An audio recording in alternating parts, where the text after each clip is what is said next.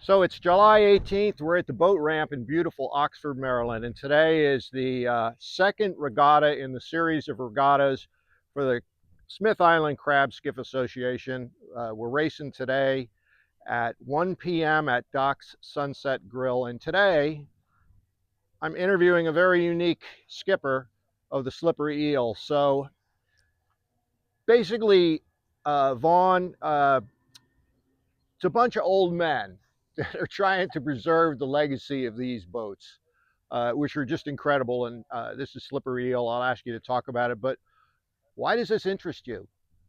Well, my dad was the one who first introduced me to this type of racing. And so I've been boating my entire life on a 16-foot boat and on a 30-foot boat. It's something that I've been around, and I've always been around the water.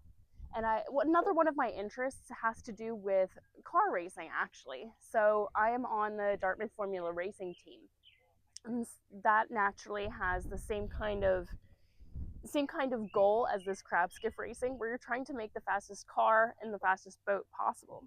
So my dad started racing a few years ago, and then I was able to join this year, and I'm super excited. I've worked a lot on the boats over the past few months, and since today's race day, I'm really excited to see them all make their splash. So you've you've worked on this particular boat, the Slippery Eel. I have done a little bit on the slippery eel, such as this shaft guard. The rotating shaft is, of course, a huge safety issue, as any sort of rope or hair or fingers can get caught up in there and twisted. So this is made out of steel, and it protects anything from getting under or getting through to the rotating shaft. So That's about all that I've done on this boat. But on a few others, I've helped with the wiring, looked at the rudder, done some general maintenance and upkeep, and stuff like that.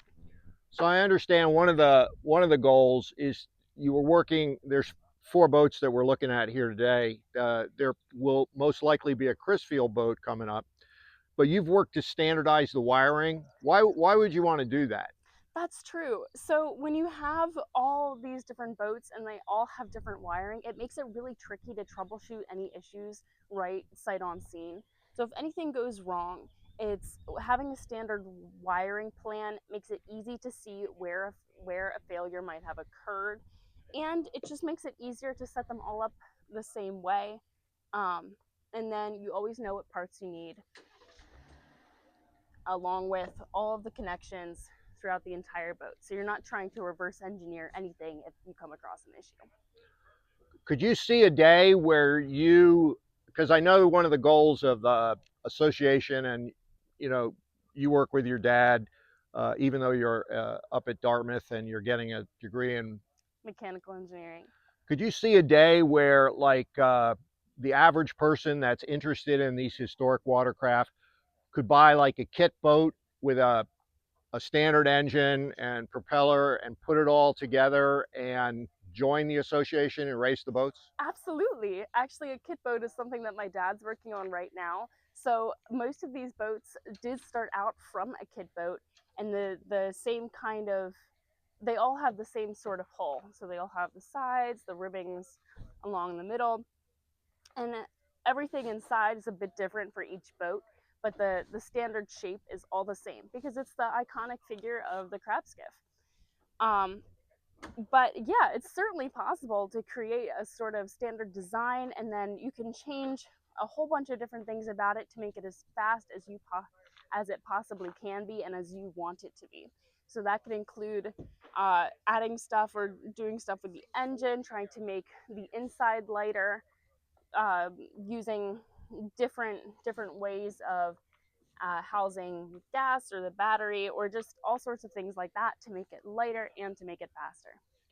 So the first race today will be 1 o'clock, and you can see it from Dock Sunset Grill. That'll be the memorial race where it's a memorial for a challenge race that occurred in the late 1990s between Crisfield and Oxford. And then we're going to get three races going, which will be 3 laps around an oval course. And you're going to be driving this vessel. Yes, I will be. I took her out for a spin last week, and I'm super excited to see what she can do today. Slippery Eel number one. And you think you got anything up your sleeve to beat these old codgers at their own game, or you don't want to talk about it? I'm sure you'll just have to find out at the race. All right. Well, listen, thank you very much, Vaughn. And we wish you luck today, and we hope you sweep all the races and show these old guys they don't really know what they're doing. Thanks again.